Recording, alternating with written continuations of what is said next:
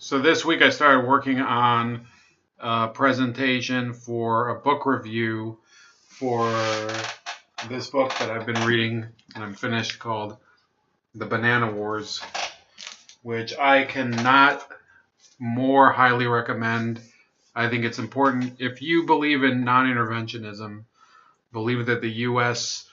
should have kind of a more equal and trade-based relationship with Latin America, it's a good book to read. Although it does give some examples where you seem to see where intervention could be justified. Look, the Juan Guaido experiment, in my opinion, hasn't really succeeded. The idea was that in Venezuela, you have this constitutional provision that allows the National Assembly to depose the president, essentially declare the presidency vacant and put in the head of the National Assembly if he does not conduct free elections in a timely manner.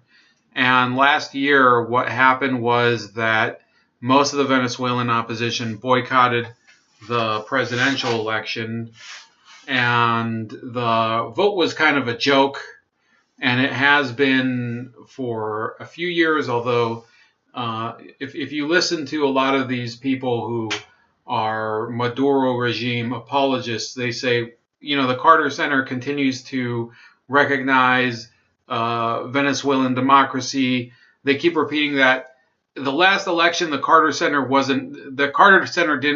decided not to send representatives. Okay, so that's irrelevant. And in my opinion, at a certain point, the idea that Maduro is elected by a legal process is become, first of all, when you basically compel people to vote by saying, if you don't vote, we could fire you from your job, that, in my opinion, is already an alteration of the legal process. When you say that you will give people extra food rations in exchange for their votes, that's a tampering of the legal process. So, no, I don't believe that Maduro is the duly elected leader of Venezuela.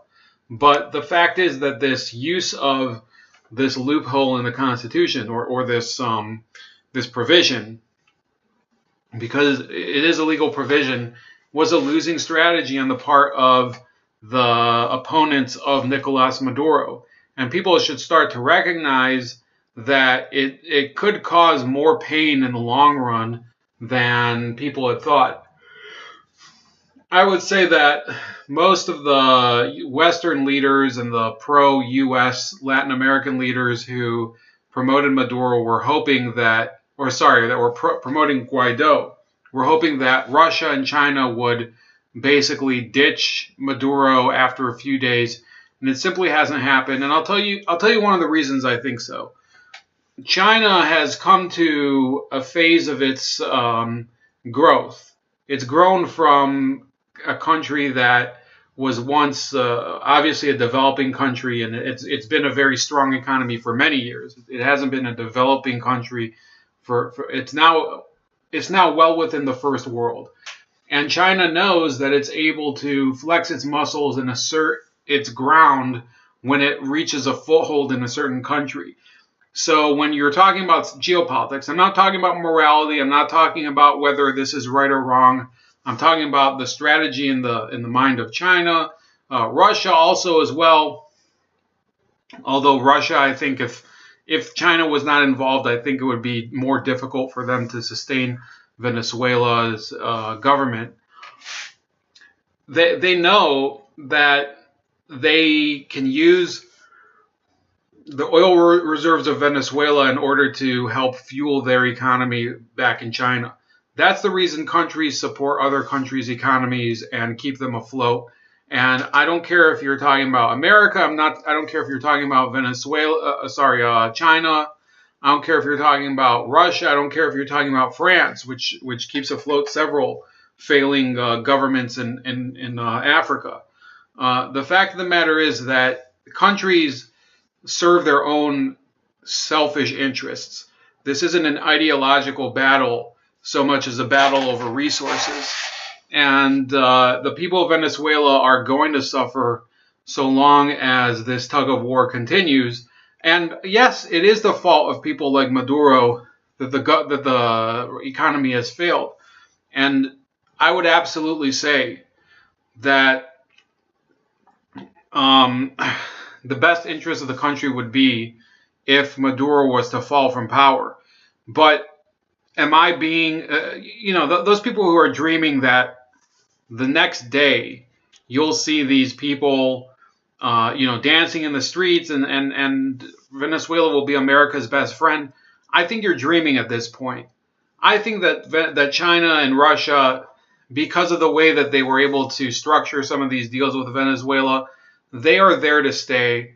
We have to accept the fact that Venezuela's economy has been kind of, chopped up and given over to these foreign interests because Maduro was an idiot, because Chavez was an idiot. They leveraged the debt of Venezuela in order to keep their ridiculous system afloat. And you can't fault the Chinese and the Russians and Iran and Cuba from taking advantage of that. So therefore, the ambassadors for the Guaído group have met in Colombia, and they're going to try to lobby Russia and China to remove Maduro. Now, I'll say this: that's more of a logical procession than what's been going on until now. Let's not kid ourselves. The fact is that Russia and China have more influence over what's going to happen with Maduro than the United States does. Maduro is being isolated by sanctions. He's being, the countries. Now I would say that the sanctions are actually having much more of an effect than they were when you had all these people accusing the sanctions of toppling the Venezuelan economy. The sanctions did not destroy the Venezuelan economy. The Venezuelan government did. They claimed that there was an economic war between hoarding oligarchs and the people. Well, the war was declared by the government. So it's become a crisis largely because of mismanagement, and it was wholly avoidable by the government. It says, Colombian Foreign Minister Carlos Holmes Trujillo said progress had been made and that it is just a question of time before Maduro leaves office. So they've been saying this for a while, and I'm not really holding my breath. I think that really if you believe that the U.S. has this special right to just dictate Venezuela's internal policy going forward, you don't understand the way the world works. China is a stronger power than it's ever been before, largely due to the neglect of our own leaders in the past, President Obama, President Bush, President Clinton. President Trump hasn't had the hand to deal with it that he could have because Congress has been trying to obstruct him the entire way. Now that the Mueller probe is over, it could be that we'll see a bit more of an assertive approach on his part, but there's no way to know. We've really lost a lot of time with the nonsense of the past 2 years because the Democratic leaders they don't have any real commitment towards the greater good of America's economy, America's industries, or anything. That's why they were in favor of the TPP. That's why they were in favor of a lot of measures that would have also been favorable towards China in these trade deals. Okay, because in reality, because a lot of their donors are American multinational companies that do a lot of their manufacturing in China, it doesn't really matter if China has favorable terms in these deals because the corporations are really the ones that dictate what the real interest is for the American people, for most of the Democratic Party. I'll exclude from that group, of course, Tulsi Gabbard and Bernie Sanders, probably Mike Gravel. I'm not sure if he has a trade policy or not. I have to look more into that. And Andrew Yang, I'm not sure what his trade policy is either. So apparently, I don't know if this is in response to that, but Putin and Xi Jinping slam attempts to topple Venezuelan authorities as unacceptable. So yeah, I would say that at this point it looks like Russia and China are going to stick by Maduro. I don't. It's plainly obvious that that's not in the interests of Venezuela as a country. They it hasn't helped them up until now. What's Maduro done for the country? What earned him the right for a second term in office when the economy has basically spiraled into complete, basically an ice age. It's an ice age of activity. The oil doesn't even get pumped out of the ground anymore. There's no way to export it, partly because of the sanctions. I'm not disputing that the sanctions are affecting the economy. I'm just saying that even prior to the sanctions, he basically crippled the entire system, and then he started touring around the world and eating in Turkey with Salt Bay and whatever. So it's all around a disaster, and I'm going to continue to monitor it.